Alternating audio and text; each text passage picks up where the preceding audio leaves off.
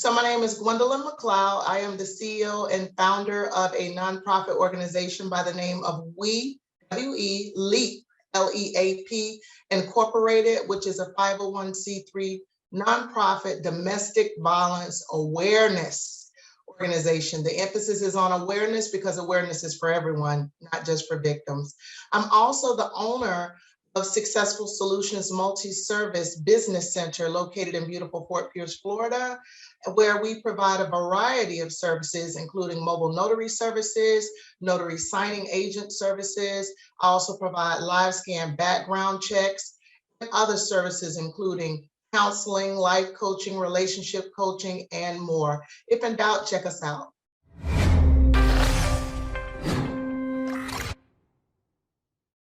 Hey, it's Kellen, and today on Diversified Game, it's a new year. Everybody had goals. You want to do this, you're fixing to do that. I know, but you can't do it alone. And sometimes you need a coach, you need a trainer. Sometimes you need an author, a public speaker, and I have all of that for you, Miss Gwen Mcleod. That name, I shortened it because Gwen Mcleod just sounds like some old blue blood money. And I want that to hit the algorithm. And I want it to be true for her and all of her, I believe, 6 children, unless, she wants to have maybe 2 more, because they'd be twins coming.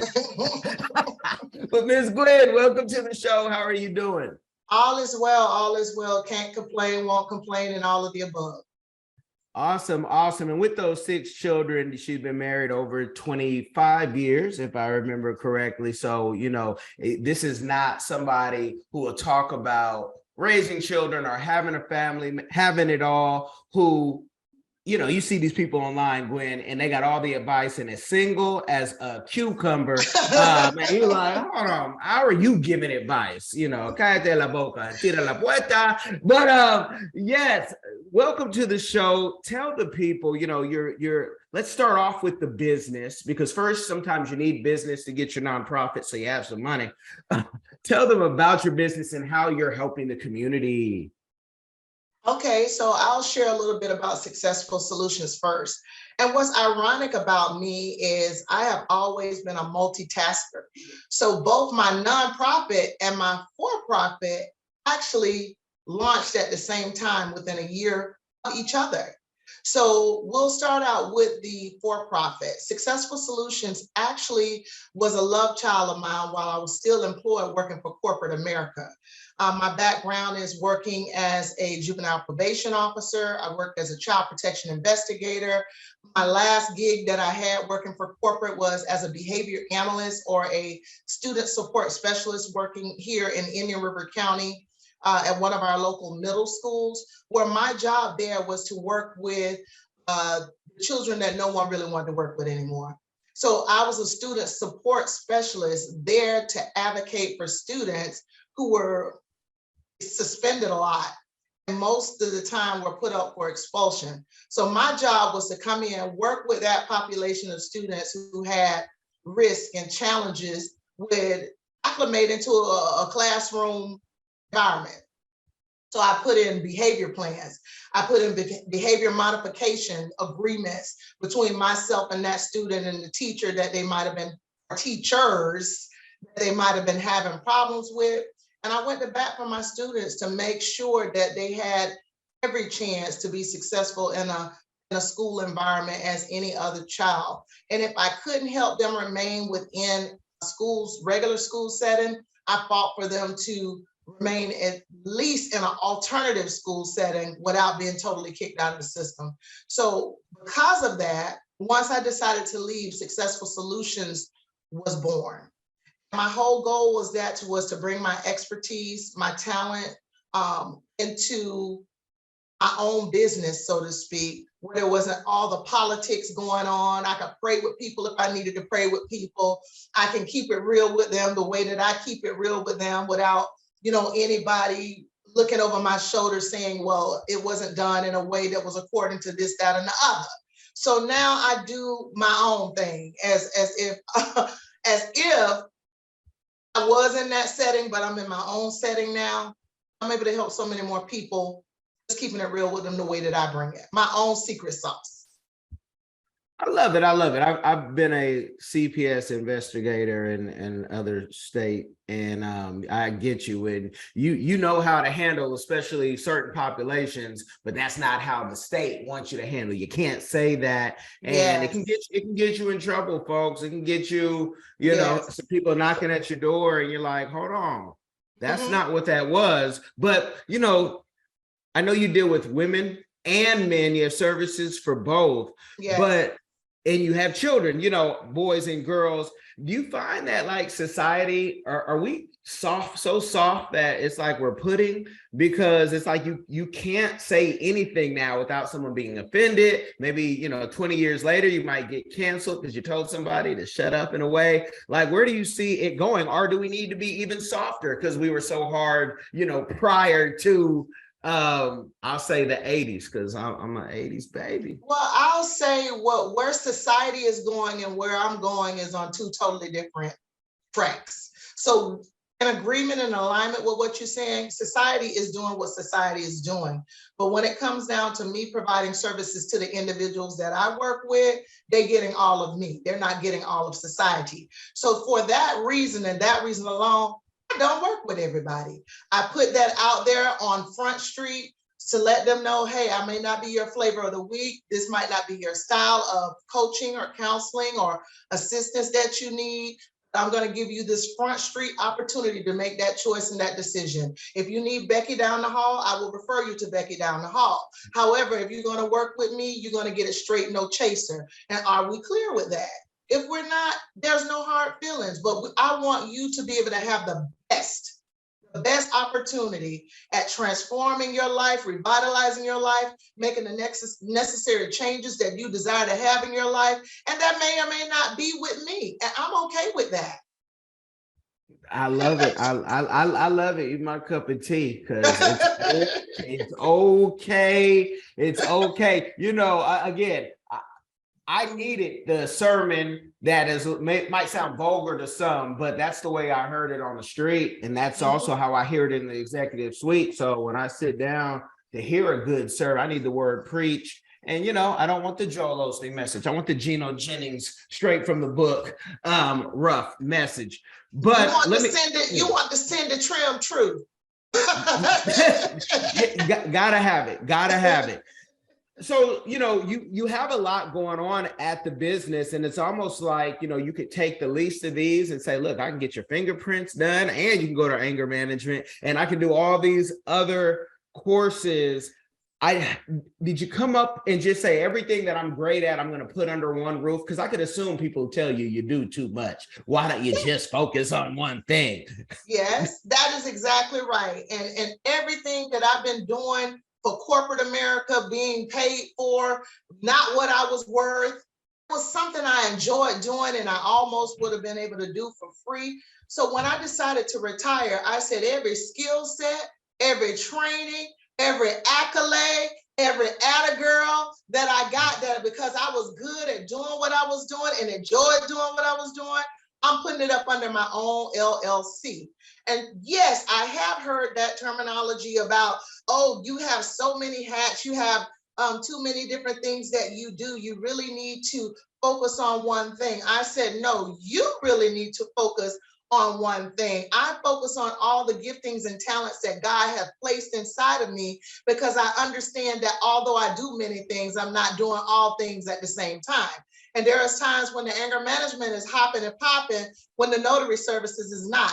There's times when the wedding officiant services are not doing a thing, but the process serving is. And so right now I'm a solopreneur on my way to being an entrepreneur. And I understand that the many people for the vision that I have need to be diverse enough to be able to do different things. I have any pot that a person might want to say, well, you know, Miss Gwen, I would love to train with you on to learn how to become an anger management specialist to work with maybe your classroom. But come on over here, let me train you because I won't be able to do everything, but I have something that I can hire somebody for. And that's the goal, not for me to do it all.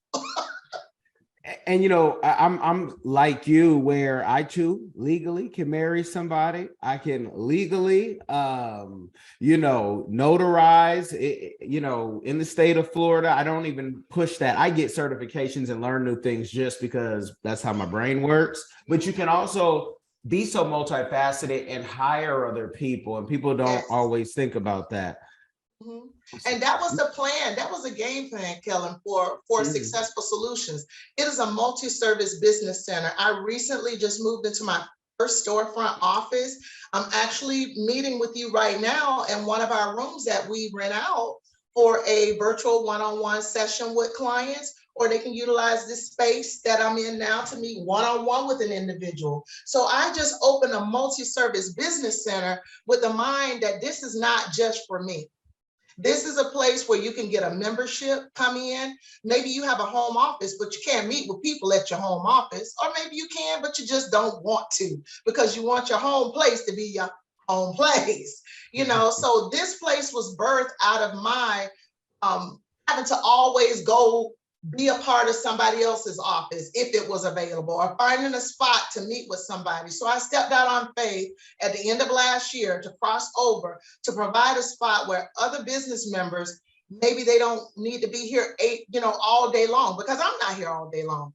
They can have a membership, they can walk into my space, they can sit down with their laptop, do work in the lounge, and then if they have a client that comes in that they need to meet with, they can meet either in this room, which is a one-on-one room, or across the hall, which is a conference room / training room, and all for a membership based on whatever is going to meet their need.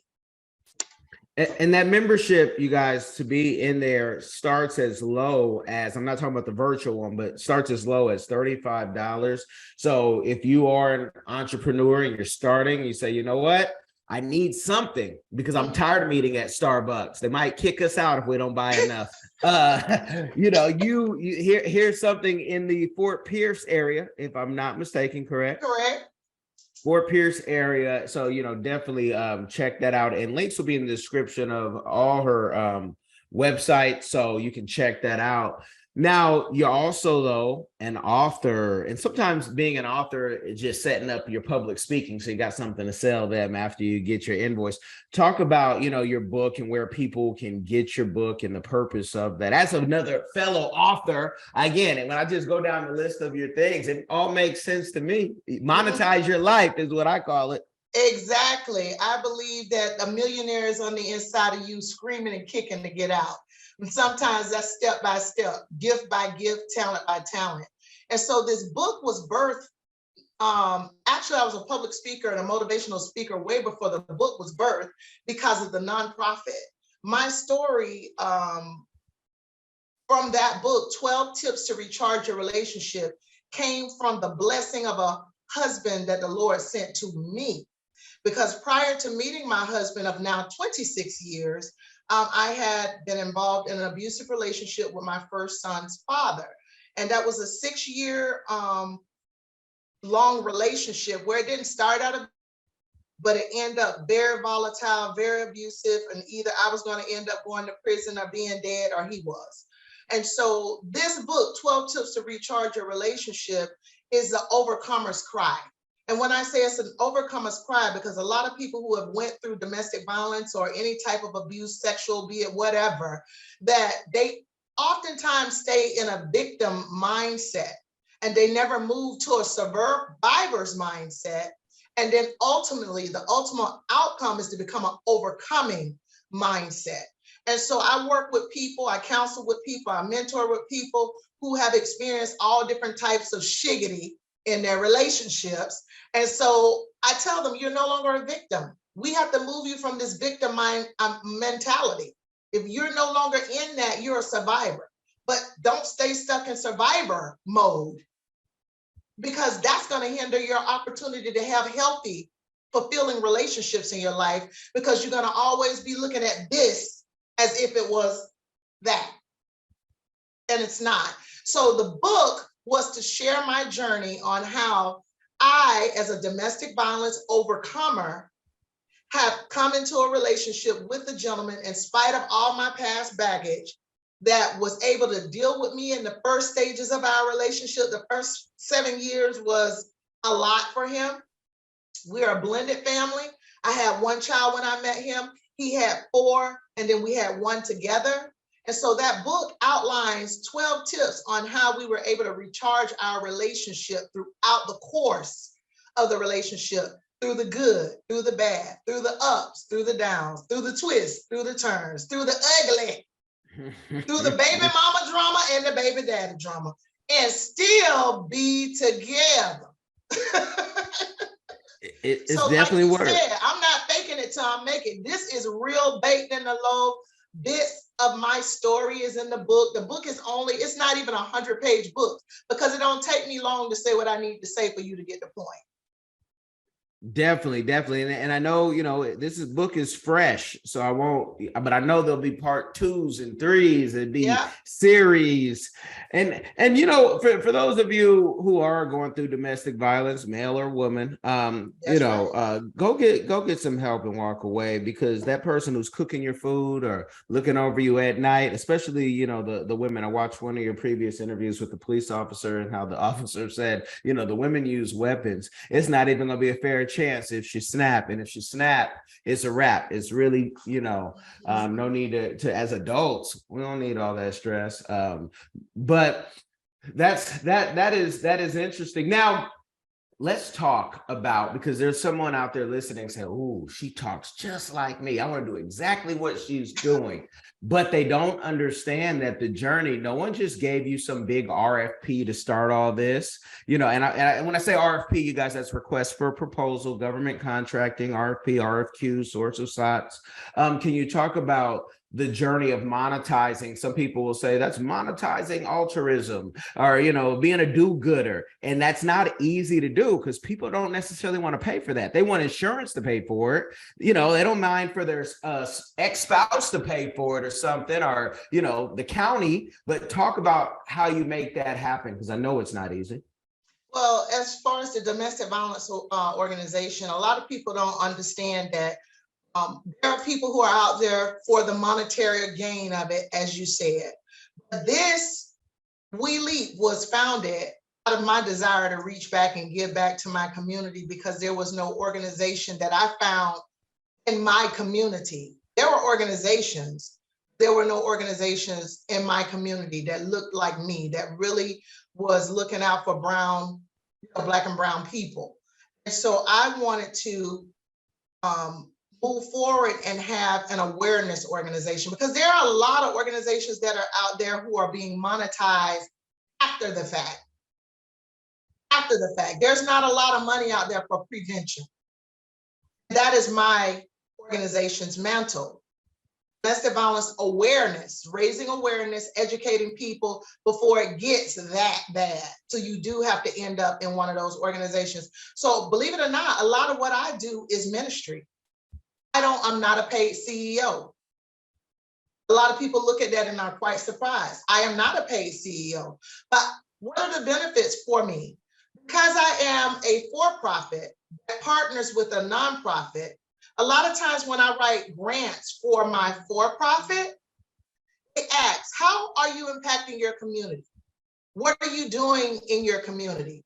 I can then turn to my nonprofit and say, I'm a part of We Leap Incorporated, a domestic violence awareness organization, raising awareness to educate communities, men, women, and children, about how to, number one, break the cycle of domestic violence, and number two, break the silence of domestic violence, so that we can end that generational mindset around what relationships should look like.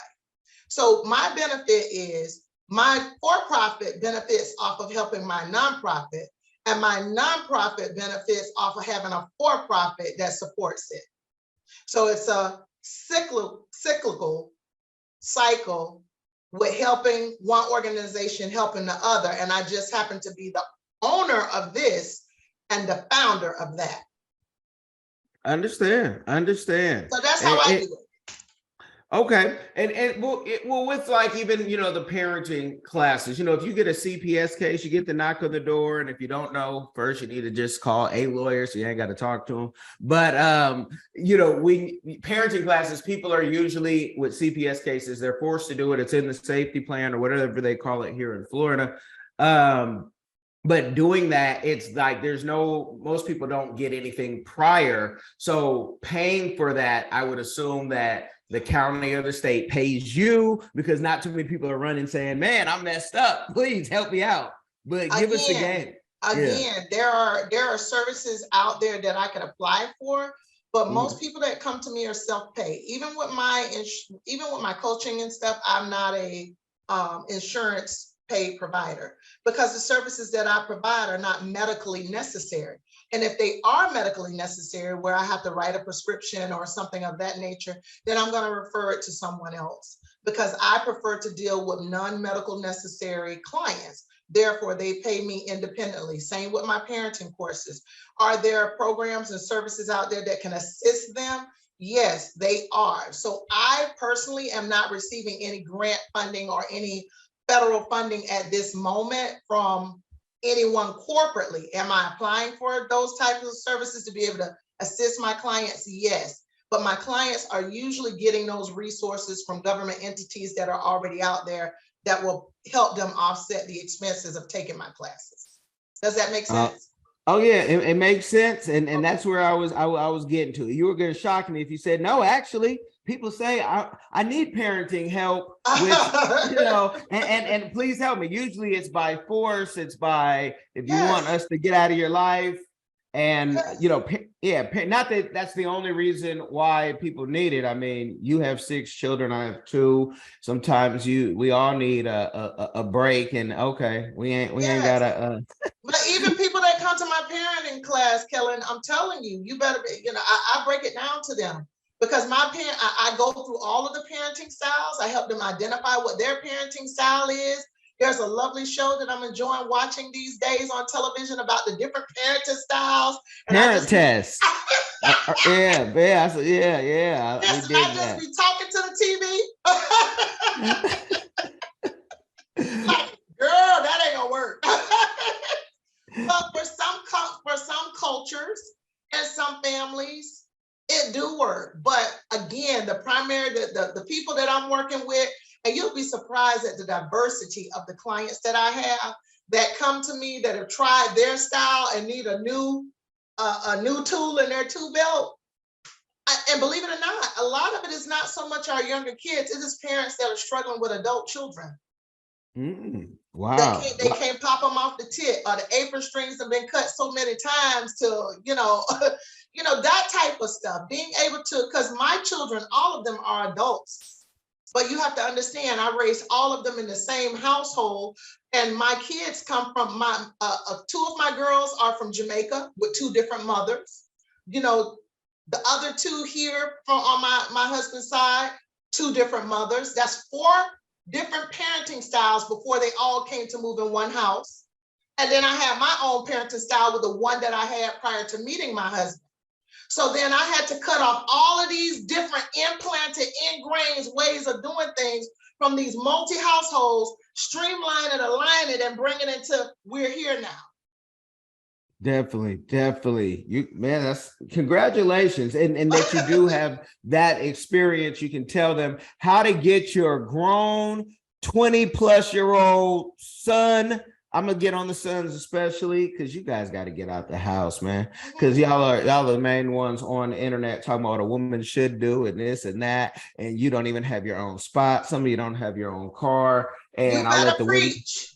Yeah, let the women deal with the women, but yeah, you can't be a boss. And I'm talking about, I know some men, and I won't say your name, so because I know at least 2 of you listen, are 40 plus, still living at home, talking about they're a boss, talking about they're a millionaire. Of course, when you ain't paying no bills, so you might need to come over here with Miss Gwen and get a reality check, or send your parents, to get a reality check. Even if that is the case, what is your long-term end game strategy of becoming independent?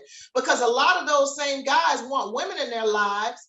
However, even once they decide to leave mama's house to go into their own house, the expectations are not realistic to what you have when you enter into your own home with the woman of your dreams and nightmares, because a lot of people don't want to talk about that part, but how you gonna act? This ain't that, but you're gonna still be expecting this like it was that, because mama probably still cooking, and you know you can go to the stove every now and then and get something. No. Check this out. And again, I'm not the Fed, so we don't say names, but I know there's some from 20 to 40-year-olds just waiting for their parents to pass. There's some people who say, oh no, I went to school for free, not knowing that their parents put it in the education savings account. That wasn't free. You just didn't pay a bill. Exactly. And just ingrateful, entitled, and really need to be, slapped into reality. And some people, it's going to take for their parents to pass, and they're going to say, what happened? And they're going to find a woman who will take care of them. Unfortunately, some of them are just incels. But no, you guys, you're right. Yeah. I address that on the female perspective too. And I know you're trying to, walk casually and say, leave that to the women. Well, I will say it, because the reason why a lot of relationships and things that we see in the world is the way that it is because women have set the bar so low that guys can walk across and just in and out. Set the bar high. And I told my daughters, I said, before he met you, you were taking care of yourself. And I said, if he's going to come into your life, you better make sure he can carry you if you can't carry yourself. Even eagles, when they meet their mates, eagles go all the way up. And if he can't catch her, and he can't hold her dead weight, baby, we ain't gonna make it. Yeah, it's that's how it is. And a wife, is supposed to be a helpmeet. So but most of the time she's the leader. A lot of relationships that I know, a lot of my peer groups, they are the women, the sisters are busting it out there and banging it. And that's not a problem as long as there's a proper understanding that roles are not traditional or where they used to be. For example, my husband, he works and he does, he's retired. So he does handyman services, handyman work. But honestly, I'm more of the business out front person. But he cooks, he cleans, he does laundry, he fixes my tea. We have a loving relationship 26 years later, that we understand the dynamics of our relationship are not traditional like his parents was, where the man was the breadwinner and the woman was this. I'm all for that if that works for your house, but whatever you decide, it needs to work.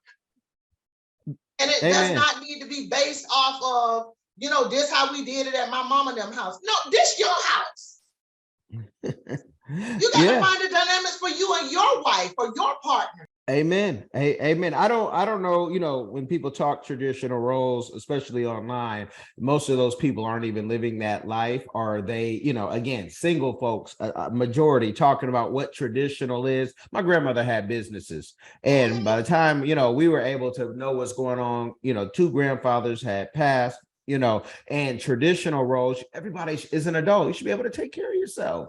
Exactly. You should be able to take care of yourself, and you should be able to take care of others, because what people don't realize sometimes is somebody's going to get sick if you stay long enough. I've had 2 hernia surgeries 10 years apart due to my own athletic, jumping on bulls, playing football, all boxing, all that, stuff, CrossFit especially.